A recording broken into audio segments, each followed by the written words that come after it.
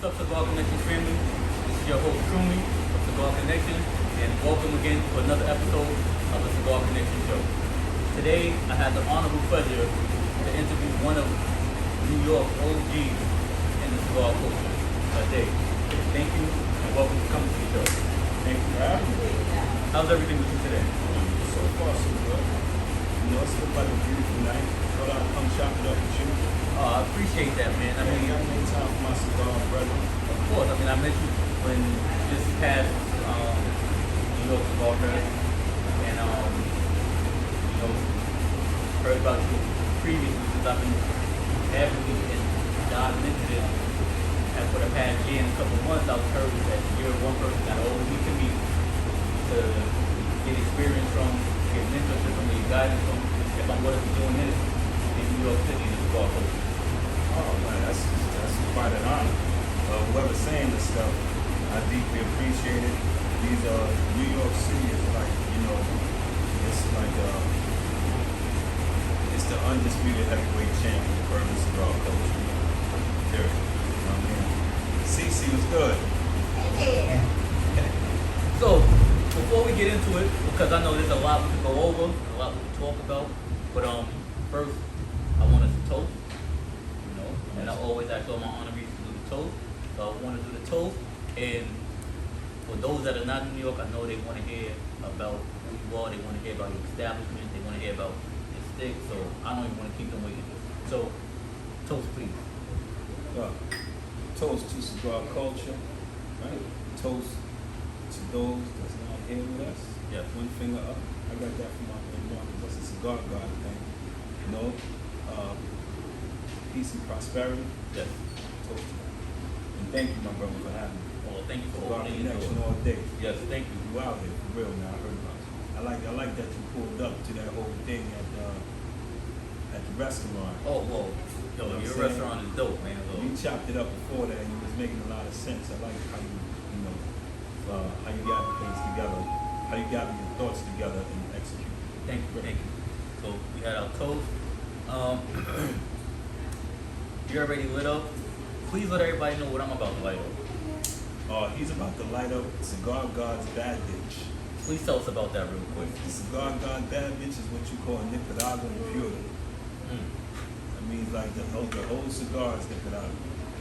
Binder, the long filler, wrapper, all Nicaraguan. Alright, so we're gonna come back to that.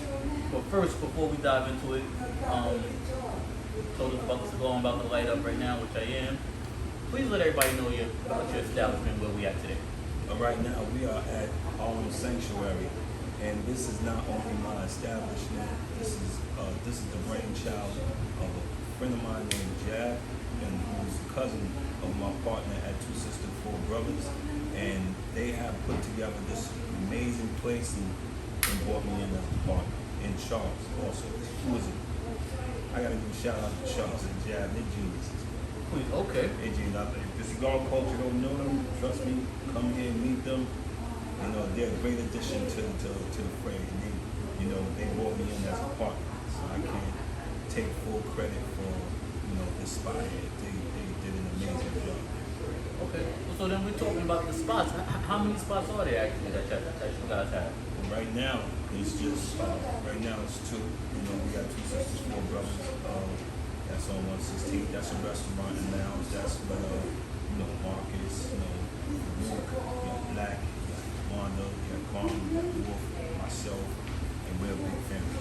So Two Sisters, Four Brothers. That's our restaurant, and that came together because from like it's different stories, but my sister Carmen was like, she got sick of us, because we were doing events. Okay. You know what I mean? Cigar guys were doing events at Hexagon and I-9 Bistro. We'll go other places and, and sell our cigars and sell our apparel and stuff like that. And Carmen got sick of shit. She was like, we need our own spot. So that's why I love her. Like, we need our own spot because she's got sick of abiding by other people's rules, and they was bullshit rules don't turn out music. Because I have this box. Okay. This is a really great story because I have this box called a bump box. The bump box. It's a bump box. Look it up. Like it's just a big ass box. Okay. Radio, like, and it pump out like maybe about 800 watts to 1,000 watts of sound. And she liked it a lot. Her and Wanda, like they was crazy. But in fact, Wanda bought, but she bought the smaller version of mine. But she bought to my birthday at Smoke Connections.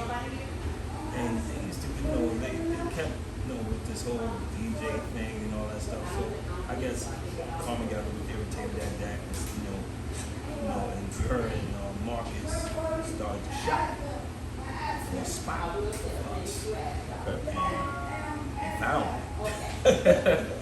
A hell of a spot. And two sisters, four brothers. How long two sisters, four brothers been around? Right now, this would be its first year as of, I think, March. Congratulations. Congratulations. March would be, yeah. Well, March 8th, somewhere around. Now, what do you all have at two sisters, four brothers? Like, what kind of food? Caribbean soul, and I'm big on the shrimp, fried shrimp, and the pineapple rice that they you got the pineapple rice and shrimp and the cornbread. Oh my God, Lord have mercy. Cornbread. Oh, I had the shrimp. I tasted the shrimp there. yeah. I tasted the shrimp. The shrimp was on point, everybody. I like it. I like the shrimp saute. You know what I mean? And there's a couple of spots that I went to don't touch our shrimp. Well, everyone, y'all hear that? Two sisters, four brothers. What can they find you at? That's 355 East 116th Street. 355 East 116th Street. So if you visit in New York and you want some good food, go there. Yeah. Let them know you've seen the interview. And smoke a cigar. And That part. hold on. Hold on. You tell me I can eat, Yeah. drink. Well, we have that on Wednesdays. And Wednesdays? occasionally we doing it during the week, but not all the time. But on Wednesday, come out and smoke. Alright, so everyone, you come visit New York, you gotta come on a Wednesday. Mm-hmm. Alright? You're gonna be in Harlem, which is like the Mecca of New York City.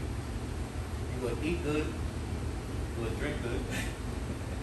And on a Wednesday, you can have a stick while you're inside. My man. Alright, so that's two sisters, four brothers. Now, tell us about the inspiration behind how you and your partners. What came up with the inspiration of Harlem Sanctuary? Well, not me. That's not my brainchild. The guys that, Okay. like that thought of this. I always had. Many people had an idea of making building upscale cigar lounge in Harlem because we have none upscale, nothing like this. So I guess these guys, at first, the space was empty, and I guess they didn't really know what to do with it at first. And then they put their heads together and said, let's just do a cigar lounge. And this is, I'm gonna be honest with you, I'm so honored that they brought me in as a partner. Well, Jack. And when I first seen the spot with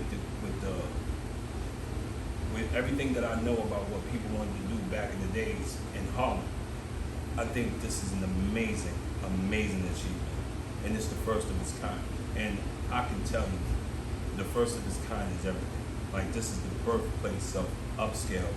This is like a new renaissance in Harlem, this lounge. Well, I think it's something that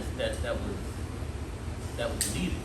You know, I mean, I've been doing this for about a year now, but in Harlem, you know, you got your lounge, you can just like go and sit down, you know, BYOB.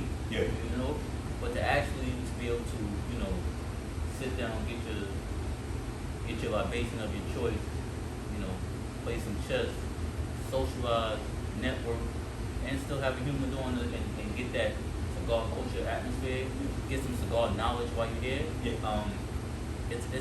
It was just what was needed. And boom, it's like Yeah. perfect.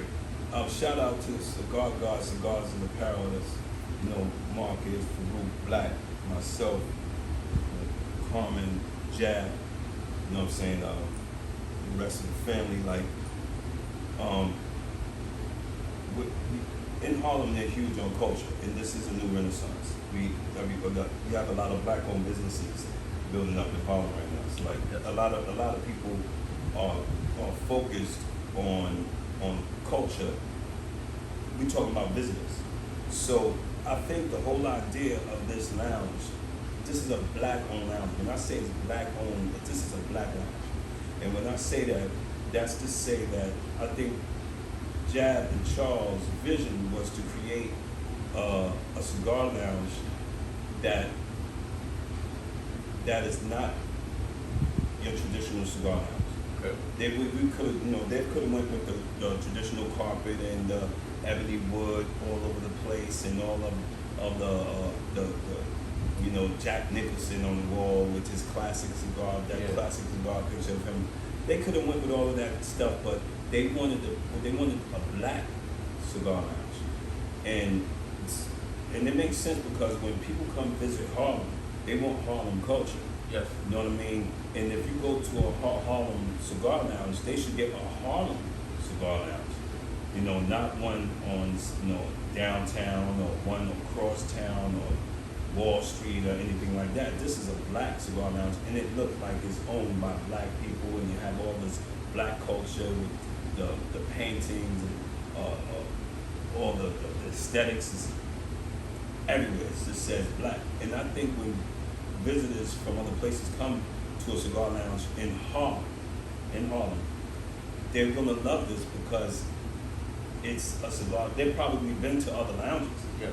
But when they come to Harlem Sanctuary, they're experiencing a black lounge in Harlem. What it's supposed to look like, what a cigar lounge is supposed to look like in Harlem. Would you agree, Cece? Amen. Absolutely. So what got me my first day here? I came here, like I said, my first time here was the very first day of New York Cigar Fest. The very first day after they was at their first spot, I was told they're going back out for a little after party, and boom, came there. I heard about it for about 2 months already, but boom, it was like, yo, we're going in. So I was like, you know what, I got no choice but to attend. No choice. And one, I have to say, everyone, it was a powerful conversation that was held that night. Everything was a lot was talked about, and it was basically you had to be in the room to be a part of it, to see to see how. You know what I like about you? You're not a bullshitter at all. Bro. There's nothing bullshit about this guy at all, man. He is straight. I liked him the first time I met him. I was like, nah, I'm gonna fuck with him. Like, cause he makes so much sense. Let me tell you something. I ain't gonna bullshit you. It's a lot of bullshit in this cigar. I'm hearing a lot of division, a lot of bullshit. You know what I mean? But I'm the cigar god. You know what I mean? And I'm saying this in your camera right now. I said this on many podcasts. I challenge you on what the emergence of the urban cigar culture and its philosophy.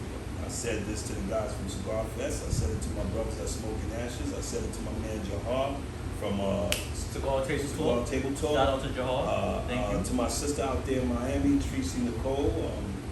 7 generations of Miami natives. Okay, I never heard of them. Yeah. Tracy Nicole, yeah, she's cool. And I've told this story, and they know it. Like everybody agreed. You understand what I'm saying? That this cigar culture didn't come out of nowhere. No. You know what I mean? But after a while, this is what happened. Like after a while, it became this little gang mentality in this culture. Like it became like guys just separated and building big crews. Now, mind you, I was upset. I liked what they were doing. You know what I mean? But I just wish they did more than just be big crews. Now, I kind of like. What do you mean by that? What's your definition of doing more? Oh well, doing more events, much more charity events, much more. Much more boosting the much more helping with like we have a big problem with FDA regulation. Yes. With the numbers that some of these crews have, they can help out with FDAs, get petitions signed, get people to join CRA.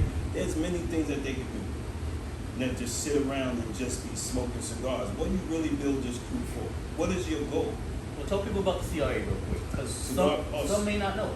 Well, Cigar Rights of America, they're here to protect us. They're on the front lines to protect us. And shout out to Glenn Luke.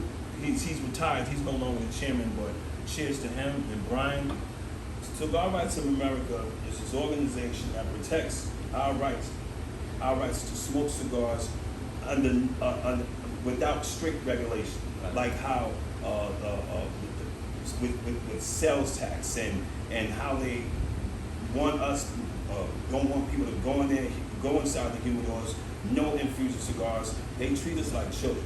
They want to equate what Cigar Rights of America is doing is using politics and science to explain to these people that want to stop how we enjoy our premium hand-rolled cigars. They want to stop them from equating our premium hand-rolled cigars to cigarettes and hookah and infused products and e-cigarettes and stuff like that. It's a totally different product. We have politicians on our side for years. Yes. No, I did a petition on We the People to fight, the FDA regulation for a while. I understand that things have to be regulated. I mean, like, look what happened to the financial system. You know what I mean? So things have to be regulated. I do understand, but we're going to use common sense, and you don't have to treat us like children, like we don't know what we're doing, or we don't. In these cigar lounges, none of these politicians, and they just want points. You know what I'm saying? And that's my art. I don't want to get too deep in it. You know what I mean? But But don't they say some of the biggest deals in corporate America happen over what? Cigars involved. yeah. Yeah, So- but then you have special interests, and that's the difference. A guy can smoke cigars all to hell. You know what I'm saying? But if it ain't going to give him votes, and some others, and someone that's speaking against it, if he has some special interest in some whatever it is that he's doing, 'cause this is all politics, and he want to like build something, bridge, whatever the fuck he want to do, create some law, pass some bill, and somebody needs a favor from him to go against this, he's going to do it if it's in his best interest, So whether he smokes cigars or not. So what you're saying basically is that with the cigar culture, besides just having our presence in the neighborhood that we're in, or and stuff like that, maybe have more political presence. I wish we did, and not really much political, more social. Okay. You know what I'm saying? And you know what? You might be right. Some political presence is required, but our political presence should be present with assisting those on the front line like CRA. Okay. That's where we should be. As far as society accepting us, this emergence of urban cigar smokers in the lounges and with our events and as consumers, I think that we can't afford with FDA coming at it. We can't afford the vision. We don't have the luxury of the vision. We think we do because we come in, we light our cigars, and we chop it up and have a good time, and we going back and forth, and we cooling out, but not knowing somebody's in the wing working 24 hours a day to try to break this destroy down. what we have, always. So we got to be on point. We got to watch our six, and we got to stick together. And that's what I was telling, Rob Williams and the young man Jameson. I spoke to my brother, Butter from Cigar Boys, and my brother Will. Shout out to from Butter. Iron Lung. Shout out to my Shout out to brothers. Iron Lung. You know what I'm saying? All my sisters. You know what I'm saying? Cat from Thick Teas. Yes. You know what I'm saying? And my sister, rest in peace, Francis. Oh my God, I spoke. Dream Chaser. Oh my, Cigar Chaser. Cigar Chaser. Yeah. Cigar Chaser. Cheers to my sister. We had this conversation so many times. So, not to divert, because what you're talking about is very much important. And I want to stay on it real quick because, I've said this, especially in New York City. I mean, I can't really talk about out of state because, I don't know what a lot of demographics of the cigar cultures and the cigar clubs out of state are. But in New York, you have teachers, you want to talk about union workers, MTAs, firefighters, cops, correction officers, that the cigar is their relaxation. Yeah. Once you take that away from them, if you take it away from them, what do you leave them with? I mean, like, They work 16 hours, teachers dealing with what they got to deal with, correction officers being stuck at work 3 days, 4 days, sanitation, like MTA workers when depending on what division they're in. yeah. If you take that away from people, what outlet, what do you give them to turn to? I mean, we all have our, like, this is something I've been going over constantly with people in regards to how we invest in our peace of mind. Other people, let's say stockbrokers or bankers or people in the financial world, even, doctors and lawyers, well-off people, they invest in their peace of mind very differently than we do. Okay. Because the struggle is always different, and I don't mean to socially divide ourselves from them, but it is what it is. So when it comes to cigars, of course, being that the struggle is different, the investment in our peace of mind is going to be different. So of course, the emergence of this urban cigar culture is going to grow because the struggle is different. They can't appreciate this how we appreciate it, because when we're walking out the door, we're dodging bullets. You understand what I'm saying? When they walk out the door, they're walking on the lawn. You know what I'm saying? They're walking on the lawn and they're getting their Range Rovers and they're doing what they do, which is cool. But our appreciation for this investment in our peace of mind will emerge simply because it's such a vast amount of people who's living the same struggle. So that's why, that's my philosophy in regards to the emergence of the urban cigar smoker. It will continue to grow simply because, black people love cigars, but they have to ask themselves exactly why you invest your time into sitting down and chilling and smoking. You know why? Because the struggle is different. And we look for ways to invest in our peace of mind. And we spare, let me tell you something, black people spare no expense in investing in our peace of mind. We spare no expense. Yo, listen, if you gotta buy a bottle of Lagavulin 16 and be butt ass and had the opportunity to buy a bottle of Lagavulin 16 with a let's say a Opus X, Lost City on a motherfucking yacht, butt ass naked, we'll do it. We'll take it. You know what I'm saying? For that experience. Yeah, because the struggle is different. Yeah, we'll give you that. It's going to take you away. It's going to take you away from everything else that you've been going through. Exactly. Going through at that time. Yeah, And you want to just. You got relax and guys enjoy that do that every day. We don't do that every day. So our shit is different. That's why this emergence is going to continue to grow. There's going to be more black smokers than ever. And within the next 5 years, we're going to take over, if we haven't already. As far as consumers, there's this rumor that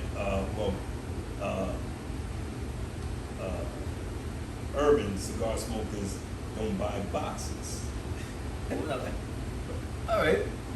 Tell me about this rumor. That we don't buy boxes. Yeah, this is some shit I heard. I didn't pay any mind because I know what I see. And I've been around for a long time, longer than a lot of these so-called cigar aficionados or whatever they call them. So how long you been around? How long you been in the cigar culture? When did you start smoking? Can you tell me your first stick? I started smoking 35 years ago. It was my brother Kareem and me. We used to read comic books a lot, right? Okay. And I was a big fan of Wolverine. And I was maybe about 12 years old, 11 years old, reading his comic books all the time. And Wolverine always had a cigar. And I always thought that was so goddamn cool. I told these guys, I'm like, yo, I always thought it was so cool. And then my brother, I said the same thing on Smoking Ashes with Malik, Ryan and Conway, shout out to them. Nice establishment also. Yeah, those are my brothers, B. Those are my brothers. So, but it was my brother Kareem, my younger brother Kareem, who actually got the cigar first and got on the porch. We lived in a house on Shakespeare Avenue in the Bronx. And he was on the porch smoking this big ass cigar. I'm like, you motherfucker. Like, and then ever since then, I was hard on my cigars. But as far as the urban cigar culture is concerned, I was smoking cigars pre-cigar boom. So post-cigar boom, I observed inside the lounge that it wasn't too many black people in the lounge. And this is why some people call me this whole Godfather thing meaning. And my brother, Kevin Bristow, you never met him. Never met Kevin. I Senior heard about Cigar, him. that's my brother. Okay. Yeah, in my part, yeah. So we started, GNS, New York's rolling sexy in the city cigar. Okay. We got a lot of enemies. A lot of enemies. A lot of enemies. We got people that fucking can't stand us because of how we came in and we rocked. Because what we did was groundbreaking. And a lot of people didn't like that in New York City. So when I say that is, yeah, we spearheaded the urban cigar culture, if not here, then a lot of places over the United States. And we have the receipts for that. You know what I mean? We got the proof and the pudding and the people from the industry and the cigar blenders and the master blenders that used to come to our joints on Friday nights at Cigar and, to prove that. And a lot of people in New York City, they've seen it. So, we wanted to change that, like going inside the lounges. There was this place I used to go to on Park Avenue called Dunhill, Alfred Dunhill. And it was a clothing store, right? On the bottom. Okay. But when you go upstairs, it's a humidor. It's a cigar lounge upstairs where you can shop for your expensive clothes. Downstairs, go upstairs and have a nice smoke. And I noticed something just wasn't in it. And I mean every cigar lounge, like back then. Didn't see none of this. There's none of this. That's a in fact. You have brothers in there smoking, but nothing like it. Not even close to what. It would be sometimes it'd be just me in that lounge sitting there looking regular. Yeah, that's bro. So I wanted to change that coming into thousands, maybe about 2007. Okay. I got with my brothers, had Aaron, Ray Sean Harris, my man Rob, Big Rob, and myself, and we created something called Classic Men because we was frequenting the place at Cigar Inn, and we wanted. Now you're talking about the old cigar, Yeah. not the new location, the old location. No, not the original location, not the one on 72nd. Okay. That shit, I hate that shit. I used to go to the one on 2nd Avenue all the time. Okay. So, so we got sick of that shit. And we wanted to I wanted to change that shit. I wanted to change the color. So we started doing events every Friday night with GNS. And GNS was born from a site called socialcigar.com with my man Kevin Bristow. And it started out as just a discussion. So I created a group in a discussion called New York's Rolling Sex in the City Cigar Group. And that was back in like 2008, 2007, something like that. And it exploded. Like, it exploded. So we had a lot of the cigar brands every time we did an event, or they were romances, you know what I mean? And did Eddie Ortega, did Wild Bunch 12 with my face on the cigar and stuff like that. Shout out to Eddie Ortega and Jaime Garcia. And they did that, and the reputation of GNS just went through the roof. And then once we all got packed up, people started to look at everything and create their own thing, their own lane. So I was like, that's cool. You know what I'm saying? But just know where you came from. That's it.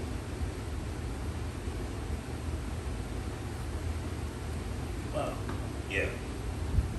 You're giving a lot of New York history right now, man. Oh yeah, cigar culture. Shh. So with the cigar culture, since you 35 years, Well, the cigar culture existed. way before. Well, it's always been a cigar culture. Well, It just ain't been like a real heavy urban cigar culture. And not to cut you off, what a lot of people don't understand, at one point, the cigar business was before the cigar boom, which was what I would say between 94 and 95, somewhere around there, before, this was before Marvin Shankin, made the publication, of Cigar Aficionado, which helped out a lot, you know what I'm saying, because it brought the, cigar industry and cigar culture to the limelight, you know what I'm saying, but we wasn't still in the fray. You know what I mean? So, but what he did, it was a great thing. You know, a lot of people don't like Cigar Aficionado, because it looks real political and really bougie and shit, and advertising plans and stuff like that. But I really admire what they did, for the industry, because it was so much in the slump. No one was really doing cigars post cigar boom. Like, it was nowhere. Like, you'll find them in shops, people will smoke them and they'll go about their business. It was nothing like that. So my second, I don't want to say like my third or fourth interview, I gotta go through my YouTube page, but I interviewed someone named Sam, older gentleman, late 60s, maybe going on 70. And he said the same thing you said. He started out as a cigar distributor. Yeah. Opened up his lounge. He got the lounge in Staten Island, Cigar Aficionado, the one on Staten Island on Richmond Avenue. And he was saying the same thing you said, like how the cigar industry was just like, it was just tanking at one point. It was hard. It was tough. And then when Cigar Aficionado came out, the magazine, that's when it started. Yeah. You started to see an Gained uptick. a lot of momentum. A lot of people, they give Cigar Aficionado flack because they seem to gravitate more towards the big general brands, and that's not true. You got a lot of boutique brands that they review inside Cigar Aficionado. I see my brother Matt Booth in Cigar Aficionado, but I think what they're talking about really is there's not enough urban presence inside the magazine. I was in Cigar Aficionado magazine, but that was because a friend of mine put me inside this picture, and they have this thing called Moments to Remember. Okay.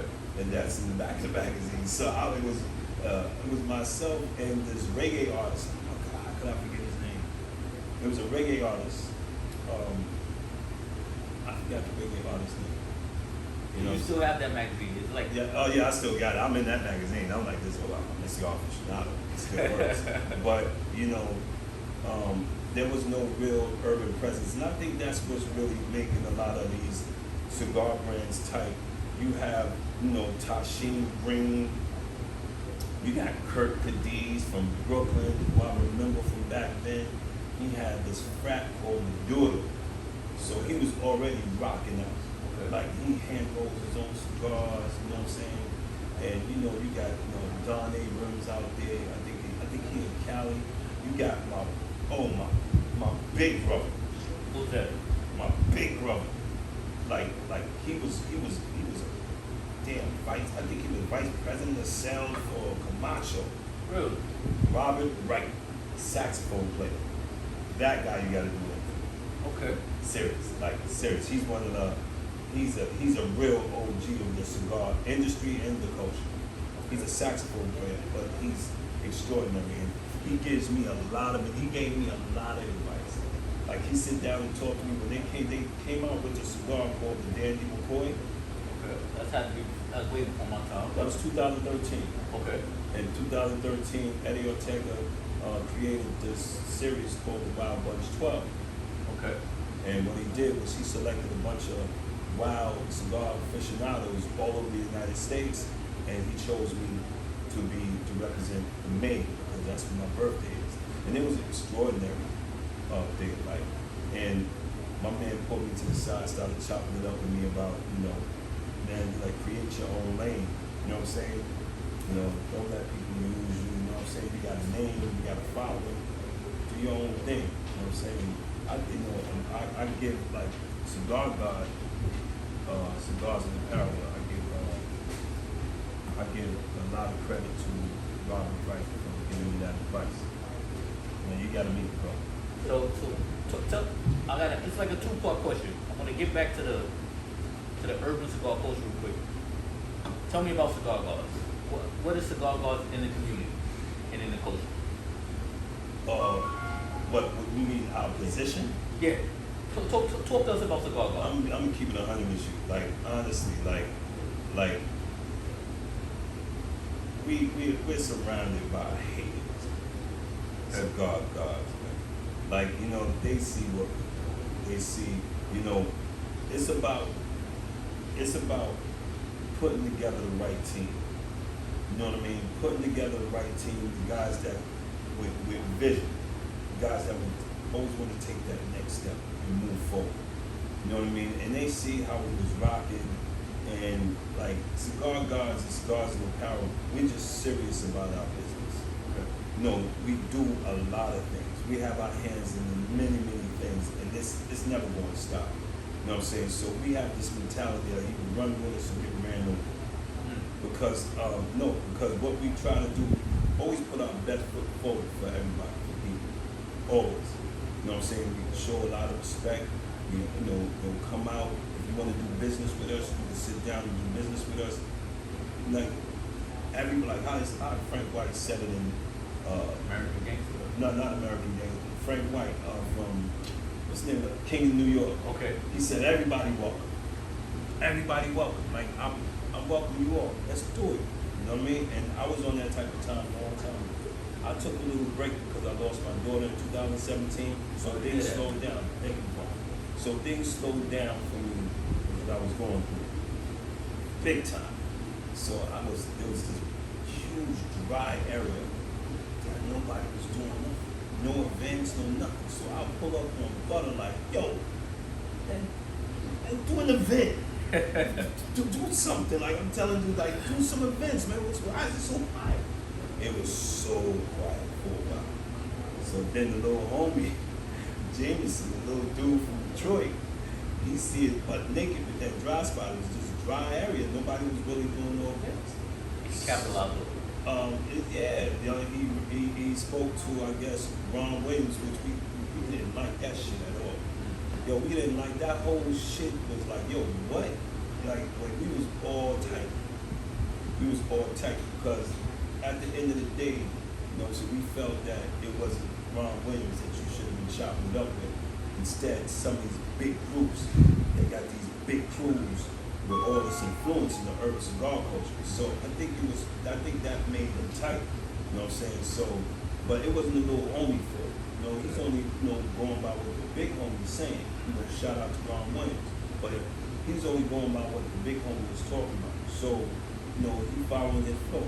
Ron Williams about his money. Which me and him always go back and forth. And, I'm cursing him out, shit, cursing me out. So I go at it with him. But at the end of the day, we all know that we're brothers, and we can come to the table and solve our problems at any given moment. And and we let the little homie rock. You know what I mean? So before I get into the last question, where can you see an improvement? And I'm gonna just focus right now for everyone who's watching. I'm gonna focus on New York City because this is where we're at. This is where I'm based out of. The urban cigar culture in New York City, where collectively can we improve at, in your opinion? I guess we have to improve on coming together. That's it. Coming together. We're divided. I think everybody have to come together. I think in my opinion, I think cigars and power should be an inspiration of how we moved and how we created all of these things in such a short time because how we came together. I'm thinking that this could be a perfect time for y'all to learn from us. Like, look, the vision don't get you nowhere. We don't have the luxury of the vision. I think once we learn how to stick together and create a formula, a system for us to operate, then we'll go up against any state.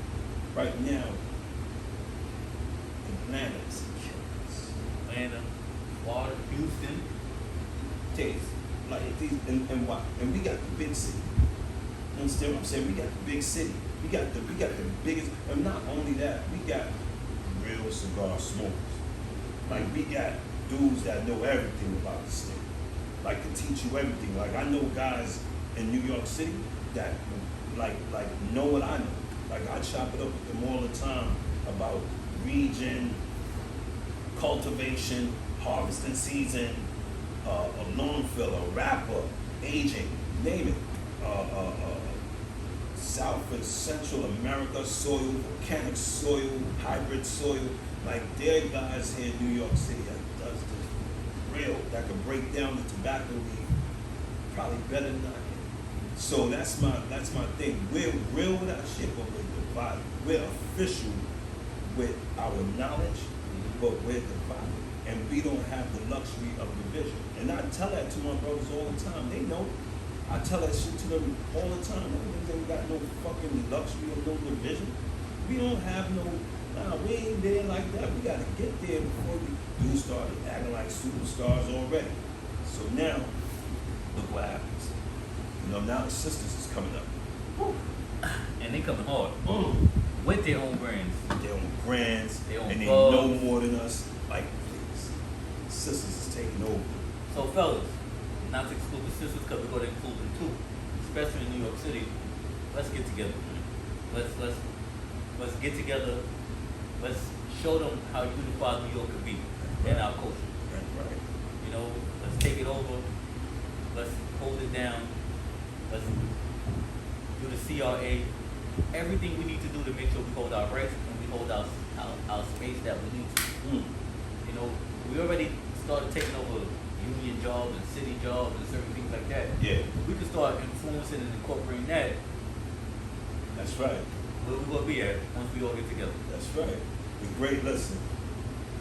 This is the Cigar God, aka the Grey Wolf, and I'm telling y'all right now, we don't have the luxury for division. I want all the clubs, and y'all know who y'all are. Let's come, meet me here at Harlem Sanctuary. I'll set up the food, I'll set up the cigars, and we chop it up and see how we're gonna form so that we can take over ourselves. Let's do this. And I'm telling you, this is me reaching out again to the cigar culture. Shout out to my brother right here, Joel. And that's what Cigar Connections is all about, man. It's not just, out of state, me trying to bring boutique brands to New York, boutique accessory companies to New York that don't have a presence up here, and also unifying New York. And, I'm thankful that I'm able to meet Cigar God himself today.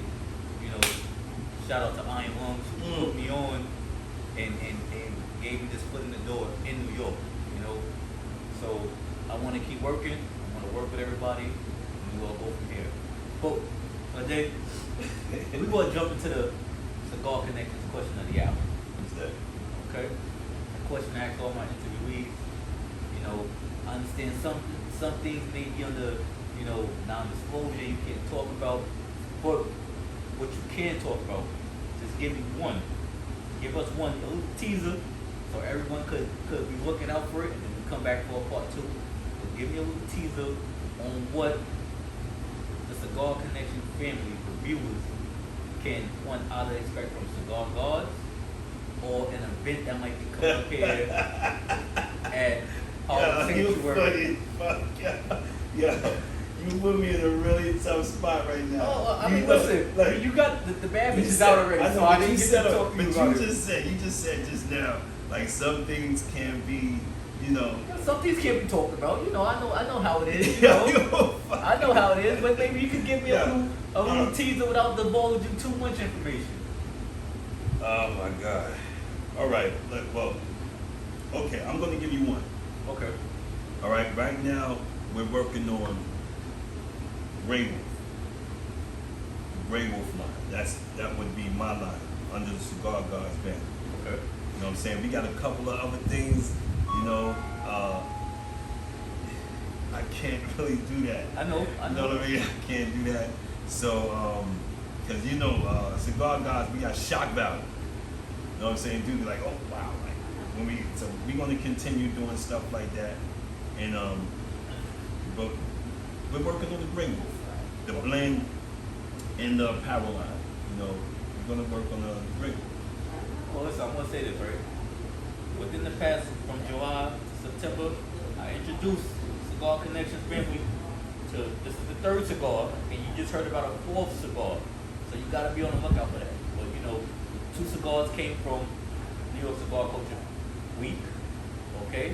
2 cigars I dropped for y'all came from New York Cigar Culture Week. Bad Bitch came from New York Cigar Fest. And now y'all hearing about the Grey Wolf. So, pay attention. Go follow the Cigar Gods on IG. Follow them. DM the Cigar Gods if you want to order your Bad Bitch. And I'm trying to tell y'all, these companies, these boutique brands that you're here, you let them know you heard about it on Cigar Connections, and you never know what they might do for you.